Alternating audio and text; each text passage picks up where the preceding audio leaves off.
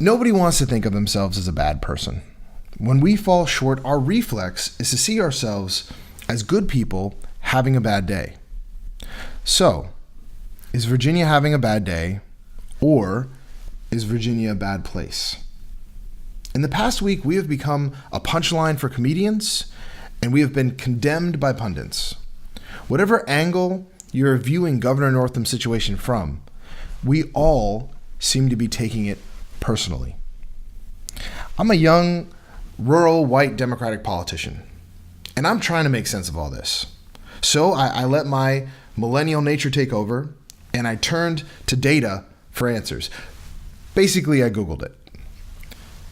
The anonymity of the internet has created a very interesting opportunity for us to learn what people really think. And guess what? According to Google, Virginia is a pretty racist place. It's not as bad as West Virginia or upstate New York, but still not as friendly to African Americans as politicians would like us to believe. Here's a map of all the searches on Google that used the N-word. Most of these searches were to find jokes mocking African Americans. So as you can see, Virginia has an overall red tint, with some areas being very red. However, we're not alone. Bias and prejudice and racism is alive and well in America.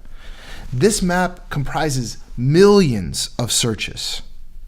And what social scientists know is that these searches correlate with actual racist behavior of all kinds in those areas. It also happens to correlate with the strongest support of Donald Trump. I mean, you could argue that racism helped Donald Trump get elected. Pundits thought his racist comments, like his Obama birther conspiracy stuff, his tweeting false statistics about the crime rate among black men, his refusal to repudiate David Duke, they thought that would disqualify him. In reality, it actually helped him. I'm only saying this to demonstrate how prevalent and powerful racism is as a political tool. And this brings me back to Ralph Northam. I view this situation as an opportunity to exercise some real leadership. We need leaders who can break the cycle of unconscious behavior that perpetuates systemic racism. Trump was such a shock because many of us believed that blatant racism and misogyny were disqualifiers. Obviously, we were wrong. So in light of Governor Northam's Blackface scandal, are we asking ourselves the right question? Is it about him, or is it about us? We have an opportunity to set a new standard of behavior for Virginia's political leaders. 20 years from now, let's not have to say, things were different in 2019. Blackface didn't disqualify you from holding high office.